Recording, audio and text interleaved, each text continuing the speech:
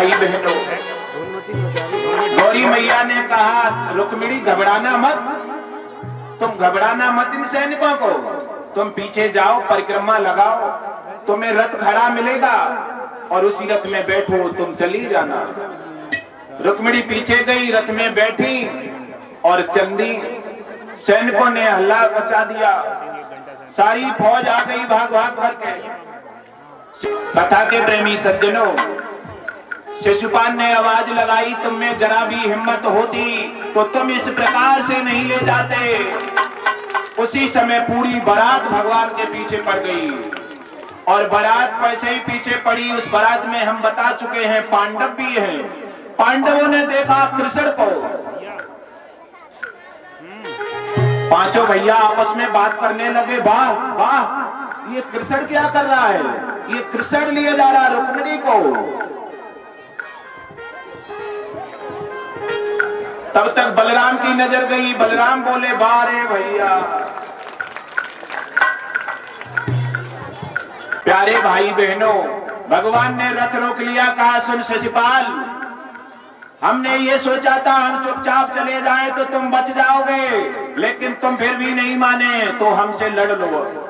रथ रोक दिया और लड़ाई को भगवान खड़े हुए, वैसे ही पांडव भगवान की ओर हो गए, भैया बलराम भगवान की ओर हो गए।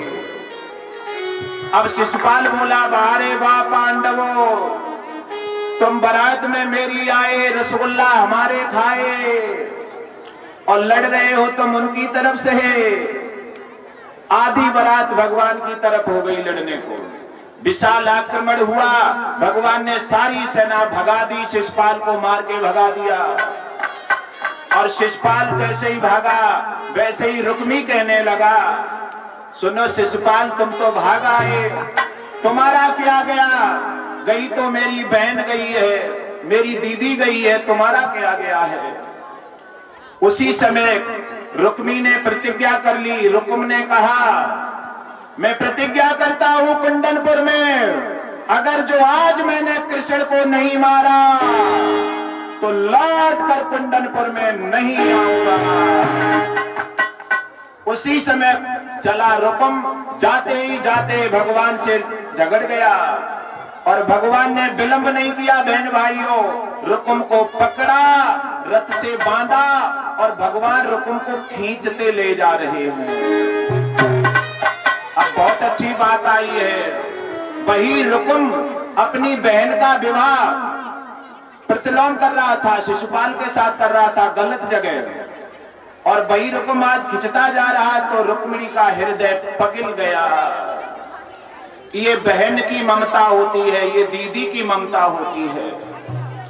रो करके रुक्मिणी बोली, प्रभु थोड़ी कृपा कर दो, मेरे भैया को छोड़ दो।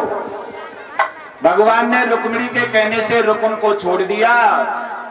जैसे ही रुक्म छूटा, लेकिन फिर वो लौटकर कुंडनपुर में नहीं गया। सुनो माताओं बहनों भाइयों, उसने एक भोजकट नाम का नगर बसा लिया, उसी में रहने लगा। अब ये कथा यहीं विराम ले रही है। भगवान रुक्मिणी का विवाह द्वारका में हुआ विधि विधान से जाकर के। जो भी माताएं बहनें भाई बंद रुक्मिणी मंगल में लाई हैं वो व्यास मंच पर ही पहुंचा देंगे। मेरी कथा ये नहीं कहती है कि रुक्मिणी का ये करो, ये न करो, वो करो। कहने का मतलब मेरी कथा पैसा पैदा करने वाली नहीं है, मेरी कथा जनता को कल्याण के मार्ग पर डालने वाली है। अब भगवान रुक्मिणी और कृष्ण भगवान दोनों लोग चले जाएंगे। उसी समय भगवान उठ जाते हैं और देवी रुक्मिणी उठ जाती हैं और जाकर के अपनी द्वारका में विधि विधान से विवाह करेंगे।